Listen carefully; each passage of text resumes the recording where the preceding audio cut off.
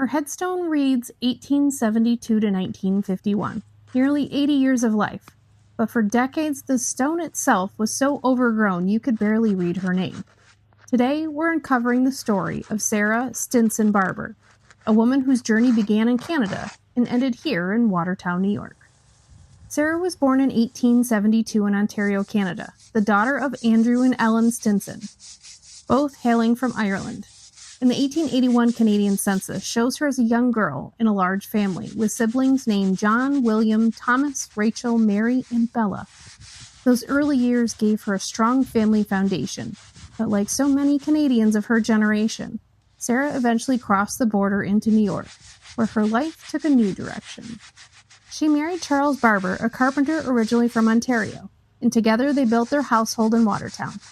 By 1905, Sarah and Charles were raising their young children, twin sons Floyd and Lem, just 5 years old at the time, along with their daughter Geraldine. Their lives were rooted at 603 Burlington Street, the home address that appears again and again in census and draft records.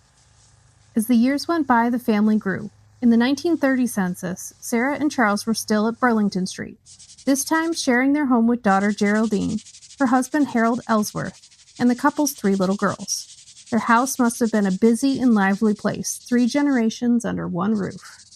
But that whole world came crashing down in 1933. Her husband Charles died, leaving her a widow after decades of marriage. Sarah carried on, continuing to live in Watertown. By the 1950 census, she appears once more, now aged 79, living at 545 Cross Street, with her daughter Catherine Smith, Catherine's husband Michael, and their 5 children. Even near the end of her life, Sarah was surrounded by family. On September 10, 1951, Sarah passed away in Watertown. 2 days later, she was buried here, her headstone marking her long journey from Canadian roots to American soil, from daughter to wife, mother, grandmother, and great-grandmother. For years, her stone was hard to read, her name fading into time. But today, as the letters clear, so does her story.